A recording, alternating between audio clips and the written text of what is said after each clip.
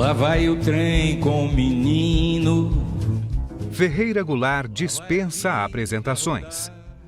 Um dos maiores poetas da história da literatura brasileira, foi também ensaísta, cronista, tradutor, compositor, roteirista e um dos fundadores do movimento neoconcretista. Nascido em São Luís do Maranhão em 1930, viveu até o ano de 2016, quando, acometido por uma pneumonia, faleceu aos 86 anos.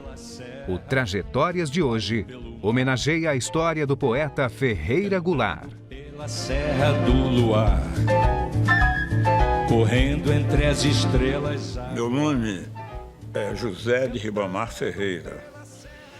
Eu nasci em São Luís do Maranhão, onde metade das pessoas se chama José de Ribamar. Por isso eu terminei adotando um pseudônimo, que é Ferreira Goulart. Eu nasci de uma família de classe média pobre. Meu pai era dono de uma quitanda, foi craque de futebol. Antes de ser quitandeiro, era centerfor da seleção maranhense de futebol. E me levava para assistir aos jogos lá no campo do Luso Brasileiro. Então, eu fui moleque de rua durante a minha infância. Estudava, mas ia para a rua depois, com meus companheiros de molecagem. Eu terminei virando poeta, porque certamente era a minha vocação, né? Eu acho que o cara, sem que haja nenhum mérito especial, o cara nasce poeta, nasce pintor, nasce jogador de futebol e nasce ladrão. Já nasce.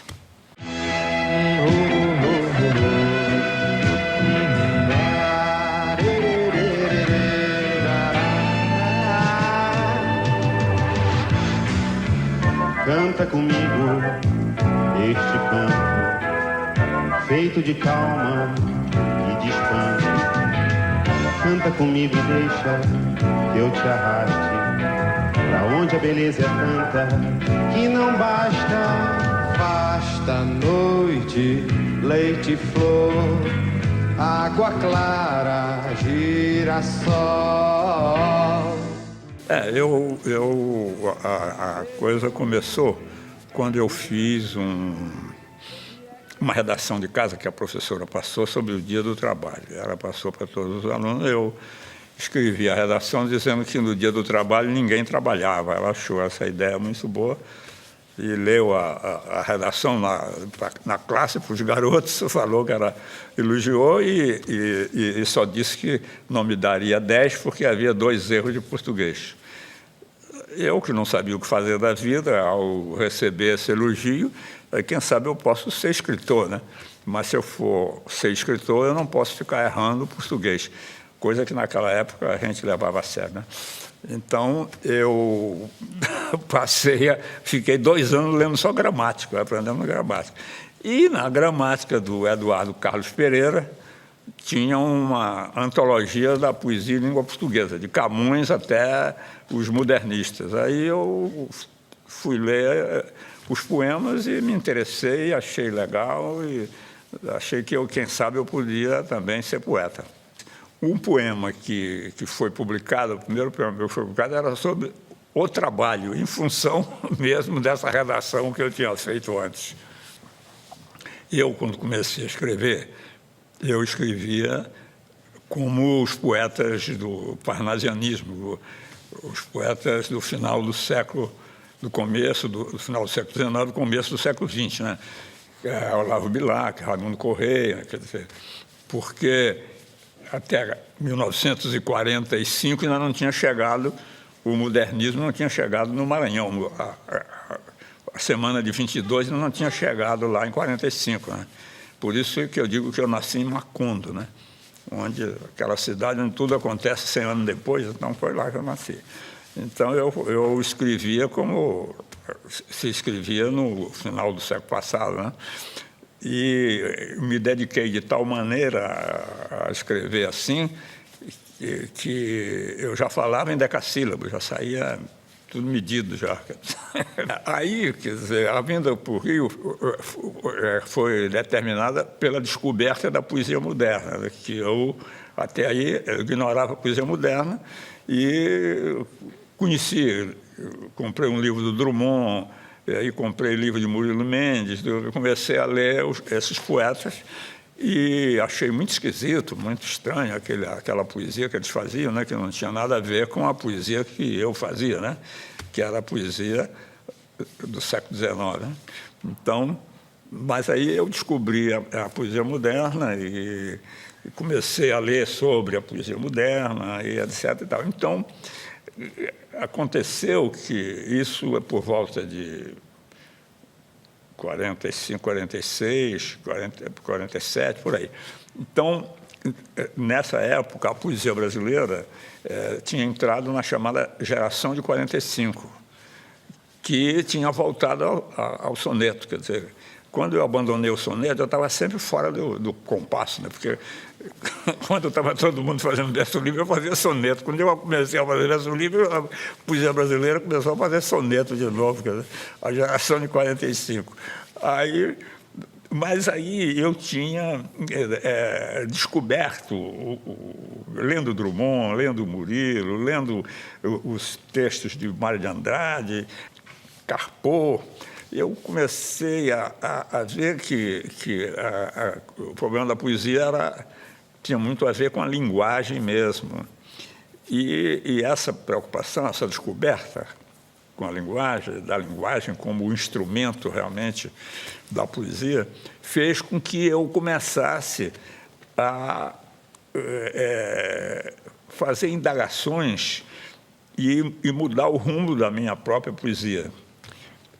Então, eu comecei a achar que a linguagem era velha e que a poesia, o momento poético, aquilo que eu queria expressar, era uma descoberta agora, recente, e eu ia expressar o novo com uma linguagem velha, uma linguagem que era anterior àquilo. Quer dizer, então, ao descobrir isso, essa descoberta, eu resolvi que eu devia criar uma linguagem que nascesse junto com o poema. Ao tentar fazer, eu fui obrigado a violentar todas as normas da linguagem e deformar as palavras. Então, quando eu consumei isso, porque eu levei muito tempo para dar o passo adiante, porque eu não sabia como fazer, porque é uma coisa impossível, na verdade. Quer dizer, eu não sabia como fazer. Eu constatei que aquilo ali era uma coisa que ninguém ia entender. Então, eu tinha desintegrado a linguagem, eu tinha desintegrado as palavras, a sintaxe, então eu tinha entrado num beco sem saída, quer dizer, eu tinha destruído a minha própria linguagem. E como aquilo não era uma brincadeira, era uma coisa que, pelo menos, eu levava a sério, o resultado é que eu não podia escrever mais, eu sentia nojo das palavras. Eu tinha que escrever uma carta para um amigo meu em São Luís, e eu não sabia como escrever a carta, porque eu tinha nojo da linguagem, eu não podia escrever normal, meu querido amigo, eu não podia, quer dizer, então eu peguei e escrevi em francês a carta para o cara. Quer dizer, imagina, uma coisa inteiramente fora de propósito. Então, a poesia concreta é uma poesia que é construída visualmente, não tem discurso, tá certo? Então, essa é a novidade da poesia concreta, que ela é construída visualmente. E isso é a afinidade dela com a pintura concreta, que é uma pintura fundamentalmente visual, construtiva, não é? Quer dizer, sem subjetividade, sem... Então, foi isso que aconteceu. Um instante. Aqui me tenho como não me conheço nem me quis. Sem começo nem fim. Aqui me tenho sem mim. Nada lembro nem sei. A luz presente, sou apenas um bicho transparente. O Haroldo escreveu um texto intitulado, com o seguinte título: Da psicologia da composição, da fenomenologia da composição à matemática da composição. Nesse texto, ele dizia que a poesia concreta, a partir daquele dia, ia ser feita a partir de fórmulas matemáticas. Eu, quando li aquilo, liguei para o Augusto. Falei, Augusto, nós aqui, o Reinaldo, eu, o menino, nós não concordamos com isso. Nós achamos que isso é uma coisa impossível e nós somos um movimento só. Não, vocês fazem o que vocês quiserem. Essa é a nossa posição. Mas então, quer dizer, vai predominar a posição de vocês, embora nós sejamos só um grupo. Não, você faz o que vocês quiserem. Então, aí eu digo, bom, eu vou fazer o que eu quero. Então, nós publicamos no suplemento, que era o suplemento do Jornal do Brasil, o texto deles, e eu escrevi um texto que dizia, cujo título era a Poesia Concreta, Experiência Fenomenológica. A fenomenologia é o contrário da matemática, né? Como filosofia, é uma coisa que está ligada à natureza, à experiência sensorial, à experiência imediata da vida. Quer dizer, e eu, então, isso foi a ruptura. Quer dizer, nós tínhamos necessidade de marcar a nossa posição, né? Porque eu não podia assinar embaixo de uma coisa. Veja bem, um ano depois, mas nós deixamos o suplemento aberto a eles, apesar da discordância, nós mandamos dizer que eles continuassem a publicar o que eles quisessem, o suplemento estava aberto, não tinha... Eles não aceitaram, pararam de mandar artigo para lá, romperam. Aí aconteceu o seguinte, 1 ano e meio depois, eu estou lá no Rio, chega o Décio. Logo lá, eu vim aqui conversar com você e com o Reinaldo sobre um documento que nós queremos publicar. Eu falei, o que é? É o seguinte, o problema é o seguinte, a indústria brasileira sempre foi uma indústria de consumo. E agora ela está se transformando numa indústria de base. Eu falei, bom, e daí? A poesia brasileira também, até agora, é uma poesia de consumo. E é preciso que se crie a poesia de base. Eu já achei meio estranho isso. Falei para ele, mas você fez algum poema de base? Não, nós temos um documento aqui pregando a poesia de base. Eu falei assim, escuta, cara, vocês romperam conosco porque vocês que escreveram um documento dizendo que a poesia ia ser matemática, e vocês nunca fizeram poesia matemática nenhuma, tá certo? E brigaram conosco por causa de uma coisa que vocês não iam fazer. Agora você vem com um novo documento dizendo que vai fazer poesia de base, mas não fez nenhuma. Então você fala o seguinte, manda os poemas de base que a gente publica. Agora, documento de coisa que não vai acontecer, a gente não publica. Vocês estão feitos políticos, que faz manifesto prometendo e não cumpre nada. Nunca houve poesia de base, era mais um manifesto só. Não foi feita poesia, quer dizer, essas foram as discordâncias. Então, em função do nosso trabalho, quer dizer, não estou querendo aqui estabelecer critério de superioridade, inferioridade, eu estou contando as coisas como as coisas se passaram. Entende? Então, de modo que o resultado é que, quando foi um dia, a Lígia Clark fez um jantar na casa dela com o nosso grupo todo, com a Milka, com o Weissman, com Carvão, com o Reinaldo, eu, todo mundo, e falou, olha, eu acho que a gente já fez uma quantidade de coisa que precisava expor. Isso já em 59, final de 58,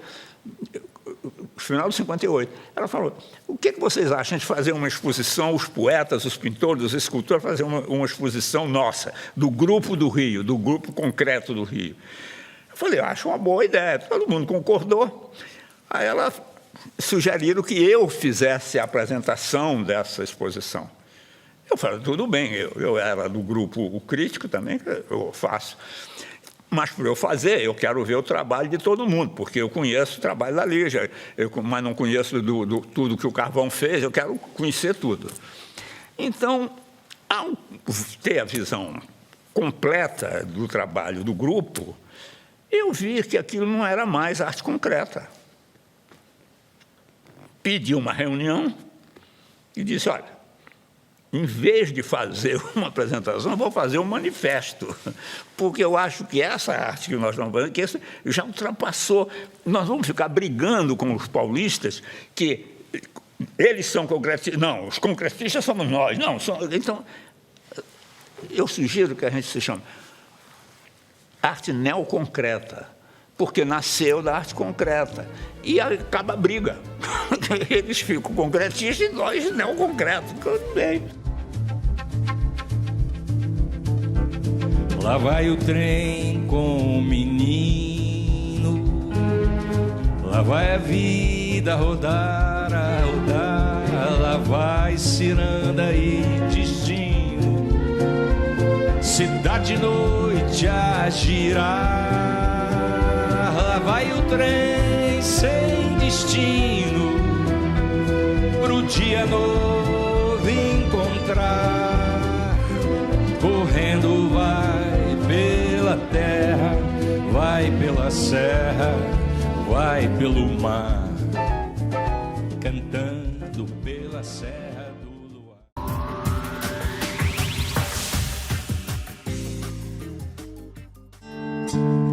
Quem dera ser um peixe para em teu límpido aquário mergulhar, fazer borbulhas de amor pra te encantar,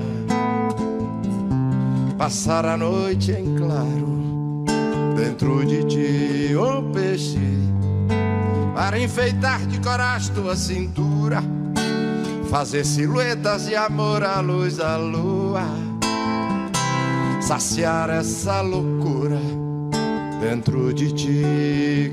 Bom, como todo mundo sabe, em 1964 deu-se o golpe militar que derrubou o governo João Goulart e instaurou-se uma ditadura, um regime ditatorial no país. E, claro que as pessoas, sobretudo os intelectuais de esquerda, na área cultural, esses sofreram consequências imediatas de repressão, de prisão, de inquéritos que foram abertos pelos militares, né? E na tentativa de calar a boca dos intelectuais, dos teatrólogos, dos dramaturgos, dos compositores e dos escritores e tal. E, mais tarde, com o Ato Institucional número 5, aí a repressão realmente se instalou de maneira total e no setor cultural teve a consequência muito grave, porque até aí nós fizemos, por exemplo, no Teatro Opinião, nós fizemos o show Opinião com o Zequete, João do Vale Nara, que era uma crítica irônica e engraçada e musical contra o regime. Lá na Zona Norte, trabalho no centro da nossa cidade. Quer dizer, nós fizemos Liberdade, Liberdade, escrita pelo Flávio Rangel e pelo Milor, que passou e estava montado e tal. É claro que aí esse setor radical mandou um grupo lá para dentro do teatro, se fingindo de espectador, para armar uma encrenca e tirar a peça de cartaz. Eles foram para lá e nós percebemos que alguma coisa estava acontecendo pelo fato do cara chegar e querer comprar 40 ingressos juntos. Então, quando a Pitim Plá me ligou para o jornal para me dizer isso, eu liguei para o Vianinha e falei, olha, isso tem alguma coisa aí. Então, bom, então nós armamos um esquema também para nos defender. A verdade é que eles foram, nós não vendemos os ingressos juntos, vendemos assim, 10 aqui, 10 ali, mas de qualquer maneira eles estavam lá e numa certa altura da peça, quando o Paulo Autran faz um monólogo falando da liberdade, ele começou a gritar comunista, aí o outro comunista, e sucede que o público vaiou a eles, quer dizer, começou a vaiar e aplaudir o Paulo Autran. Aí eles foram obrigados a se calar. Então, a verdade é que os caras, quando terminou o espetáculo, eles foram saindo, chegou a polícia e falou, não vai sair, não. Aí separou os caras e eles estavam com revólver, com cacetete escondido no paletó, ali no banheiro encontramos uma bomba caseira que foi desarmada e tal. E quando eles saíram do teatro, finalmente, tinha o fotógrafo da Tribuna da Imprensa que os fotografou, e um deles era um oficial da Aeronáutica, que a Tribuna publicou. Quer dizer, então, com isso, a gente conseguiu, de alguma maneira, manter a peça em cartaz e tal, mas isso é antes do ato institucional. Agora, depois que o ato veio, aí a coisa mudou de feição. Aí eu proibia tudo, cortava as peças de uma maneira que tornava inviável você montar. Tá compreendendo? Em vez de proibir, não proibia. Pegava, cortava. Tornava inviável. Uma parte de mim é todo mundo, outra parte é ninguém, fundo sem fundo. Uma parte de mim é multidão, outra parte estranheza e solidão. Eu saí daqui porque nessa coisa deles prenderem pessoas e torturarem, eles terminaram torturando um companheiro nosso do partido ao qual eu pertencia, do Partidão, e esse cara foi obrigado a contar uma série de coisas, e inclusive dizendo que eu era membro do partido e que fazia parte do comitê central do Partido Comunista no Rio de Janeiro, da direção do partido no Rio de Janeiro. Então, em face disso, o partido mandou me avisar que eu saísse de casa, porque, como a delação indicava que eu era membro da direção, coisa que eu de fato não era, eu era nominalmente, mas eu não participava de direção alguma. Então ele falou: você vai ser preso, vai ser torturado e vai ter que contar coisa que você não sabe, então eles vão te matar. Eles vão achar que você sabe e você não sabe, então, quer dizer, então é bom você sair fora enquanto é tempo. E eu saía e fui para a clandestinidade. E fiquei 1 ano na clandestinidade, até que eu não tinha mais onde ir, porque, ao mesmo tempo, isso provoca uma série de problemas. E aí, em face disso, o partido sugeriu que eu fosse para Moscou, quer dizer, que eu saísse do Brasil e fosse, a pretexto de fazer um curso em Moscou, que era curso de formação de quadros revolucionários e tal. Então, eu fui para Moscou fazer esse curso. Fiquei quase 2 anos em Moscou, aí esgotou o meu prazo de ficar lá, aí eu fui para o Chile, que era o governo Allende, isso é maio de 73. Quando foi em 11 de setembro de 73, aí o Allende foi posto abaixo, foi derrubado, e eu tive que sair do Chile. Quer dizer, eu dei sorte, porque, como eu tinha chegado há pouco tempo, ainda não tinha desenvolvido nenhuma atividade política e tal. Mas os outros que tinham foram presos e torturados, alguns foram assassinados, e os outros fugiram, foram embora. Então, terminei conseguindo sair de lá, depois de ser levado, interrogado, uma opção de como, mas terminei saindo. E aí eu fui para Buenos Aires primeiro, depois fui para Lima, e lá em Lima não conseguia trabalho, não conseguia nada e tal. E aí voltei para Buenos Aires porque tinham conseguido que eu fosse trabalhar na universidade como professor visitante. Quando eu vi que vinha um novo golpe, e o exemplo do Chile foi aquele que eu falei aqui, pessoas foram assassinadas, sumiram, foram jogadas no mar. Então eu falei, bom, eu vou ter que ir embora daqui, né? E não podia ir para nenhum país fronteiriço, porque todos eram já ditadura. Já, quer dizer, então, eu tenho que ir para a Europa. Mas para a Europa eu preciso do passaporte. Aí meu passaporte estava vencido. Aí eu fui à Embaixada do Brasil para pedir um novo passaporte. Aí o cara me recebeu lá, olhou meu passaporte, depois voltou e falou assim: o seu passaporte está apreendido. Eu falei: o quê? Passaporte é propriedade do cidadão, nego. Não tem negócio de passaporte apreendido. Eu vou agora para a imprensa denunciar vocês. Aí, não, um momento. Aí voltou lá para dentro, e quando trouxe o passaporte de volta, com um carimbo desse tamanho em cada página, cancelado, cancelado, em todas as páginas. E aquele passaporte não podia ser usado de maneira alguma, porque às vezes um passaporte vencido você consegue usar, mas cancelado dessa maneira. E aí eu fiquei no beco sem saída, né? Quer dizer, uma situação, o que vai acontecer comigo, né? Eu já estava cansado de tanto desespero, de tanta coisa. Aí, cara, eu digo, bom, eu vou escrever a última coisa da minha vida, porque eu não sei o que vai acontecer. Então, o Poema Sujo, ele foi escrito como se fosse a derradeira coisa. Eu vou escrever o que falta dizer. O que... Bela, bela, mas que bela. Mas como era o nome dela?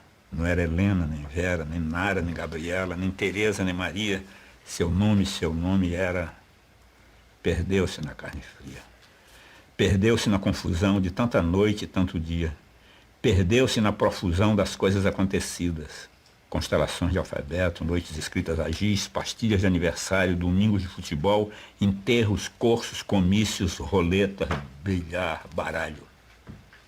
Mudou de cara e cabelos, mudou de olhos e risos, mudou de casa e de tempo, mas está comigo, está perdido comigo, teu nome em alguma gaveta.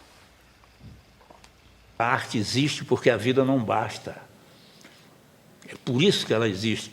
O que eu quero é reinventar a vida, não é ficar... Esse negócio de saber o que é a vida e decifrar a vida é problema de sociólogo, de psicólogo, de filósofo, é outro assunto. Poeta não é nada disso. O poeta inventa a vida. Está compreendendo?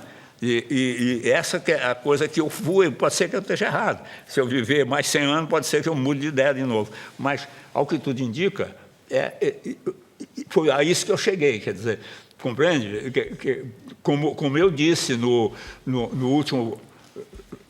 poema que abre o meu último livro, né, que é uma reflexão sobre a própria poesia, eu digo, só o que não se sabe é poesia. Tá entendendo?